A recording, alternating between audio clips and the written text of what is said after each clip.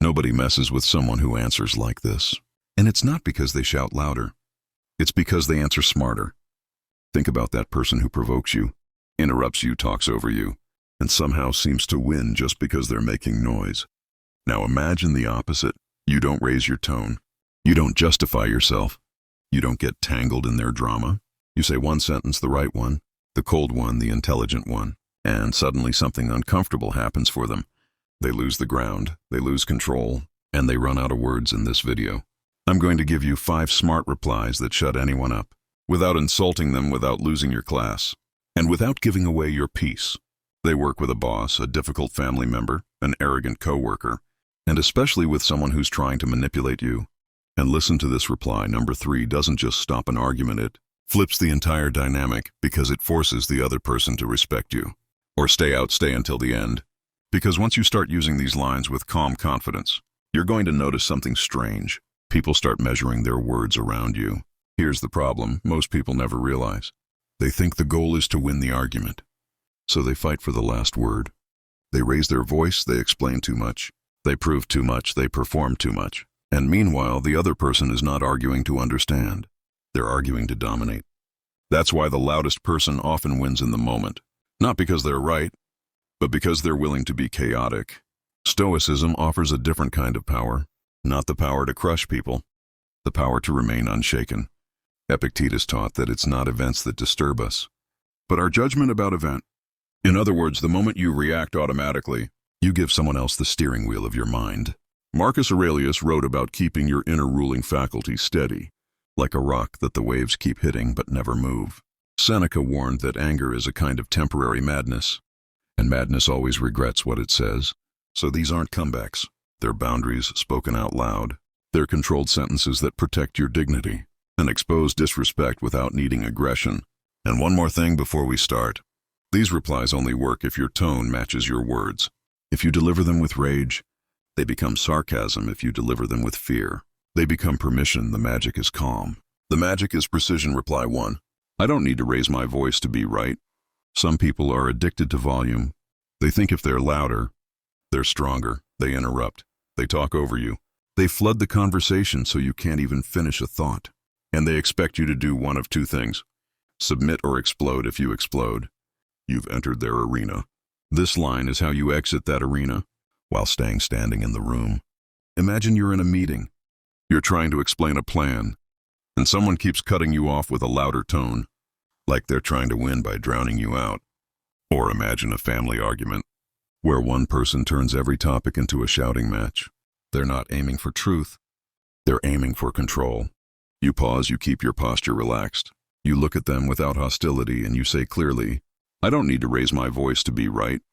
That sentence does something subtle but powerful. It forces a comparison. It invites everyone watching to notice the difference between emotional noise and mental strength. It also tells the other person, you can scream all you want, but I'm not joining you down there. And if they keep yelling after that, they look smaller. Because now it's obvious the shouting isn't confidence. It's insecurity trying to wear armor.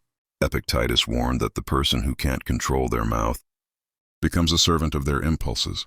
When you say this line calmly, you're demonstrating the opposite. You're showing that your emotions don't drag you around by a leash.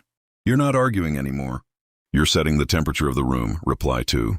The way you're speaking says more about you than it does about me. Some people don't attack your ideas.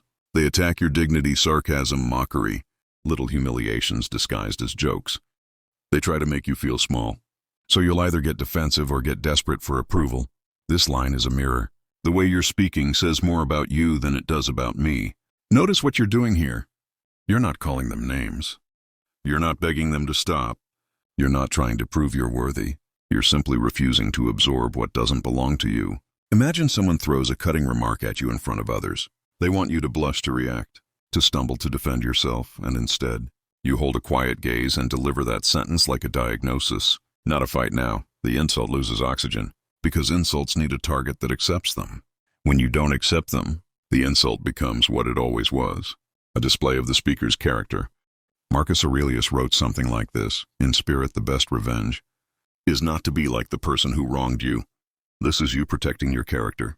You're refusing to let their ugliness enter your voice. Here's the deeper Stoic lesson. You can't control what they say. You can control what you make it mean. If you treat their disrespect as proof of your value, you suffer if you treat it as proof of their inner state. You stay free, and freedom is what they can't stand right here.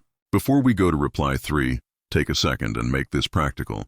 Pick one of these first 2 lines, and imagine the next situation you'll use it in. Visualize your tone, visualize your face, calm, steady. No need to win, just control if you want more scripts like this. Subscribe to Wisdom Motivation and turn on notifications. Your life gets better when you build the habit of protecting your inner peace and growing in emotional maturity. And that's exactly what we train here. Now, reply 3, this is the one manipulators hate. Reply 3, we can talk when we can do it with respect.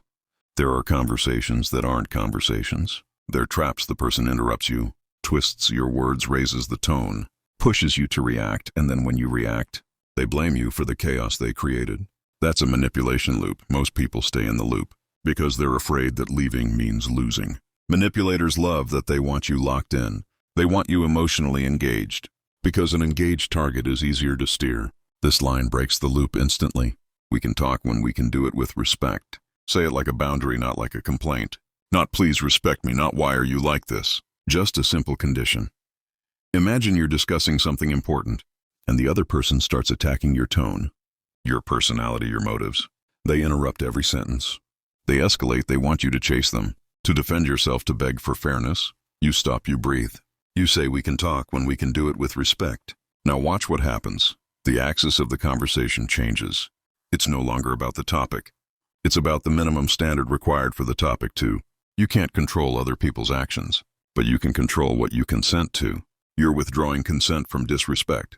And that's why manipulators hate it.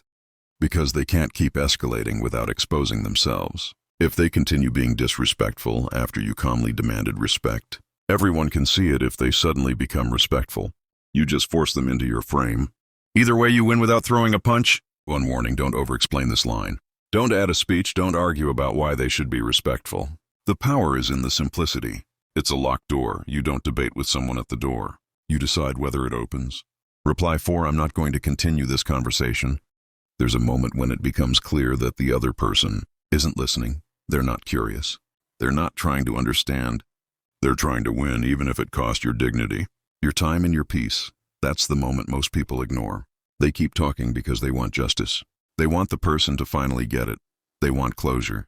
But you don't get closure from someone who feeds on conflict. This line is your exit, clean, final, controlled. I'm not going to continue this conversation. Not aggressive, not dramatic, not apologetic. It doesn't ask permission. It doesn't negotiate. It ends the exchange. Imagine someone keeps poking you, pressing you. You can feel the heat rising in your chest. And you know if you stay for 5 more minutes, you'll say something you'll regret. That's your cue. You look at them with calm. You say, I'm not going to continue this conversation. And you disengage. Marcus Aurelius had a practice of reminding himself that he could choose his response and that no one could harm his inner self without his permission. Seneca wrote that the greatest power is to have power over yourself. This is that power in action. Leaving a toxic exchange is not weakness. It's leadership over your attention. Because your attention is a currency, and when you give it to chaos, you pay with your peace. Reply 5. That's your view. I respect it. But I don't share it. Not every disagreement is with an enemy. Sometimes it's someone close, a friend, a coworker, a family member. They may even have good intentions, but they push, they insist. They pressure you to adopt their perspective. And if you resist, they treat it like disrespect. This line is how you stand your ground without turning it into war. That's your view. I respect it. But I don't share it. It says, I heard you. It says, I'm not attacking you. And it also says, I'm not moving. Imagine someone is trying to convince you to make a decision you don't want to make, or they keep judging your choices, pushing their beliefs, framing you as wrong for not obeying their worldview. You can either argue point by point, which never ends, or you can surrender, which costs you, or you can use this. You say it slowly, respectful tone, no smirk, no defensiveness. And here's the beautiful part. It leaves them with nowhere to attack, because you didn't insult their opinion. You simply refuse to adopt it. This is emotional independence, and emotional independence is rare. Seneca wrote about how being enslaved to the approval of others is a miserable way to live. This sentence is a key that unlocks that prison. It's you saying, I can honor your right to think differently without handing you control over my mind. Now let's make these 5 replies feel like weapons you can actually carry the words matter, but the delivery matters more. When you say reply 1, your goal is to lower the temperature. When you say reply 2, your goal is to reflect, not retaliate. When you say reply 3, your goal is to set a standard and expose intention. When you say reply 4, your goal is to protect your energy and end the loop. When you say reply 5, your goal is to hold your position without disrespect. And one more thing, you don't need to use these lines every time. Sometimes silence is stronger. Sometimes a pause is the reply. Sometimes the most intelligent answer is walking away without announcing it. But when you do speak like a person who owns their inner world. Let's recap them, because repetition turns phrases into reflexes. I don't need to raise my voice to be right. The way you're speaking says more about you than it does about me. We can talk when we can do it with respect. I'm not going to continue this conversation. That's your view, I respect it, but I don't share it.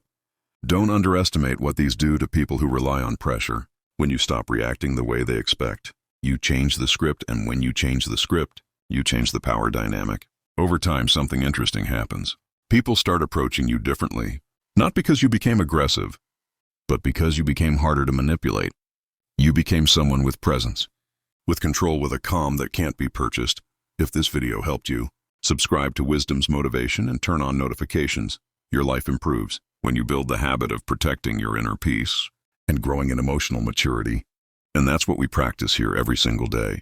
And now tell me in the comments, which of these 5 replies are you going to use first, and in what situation? I read the comments and I want to know what you're facing.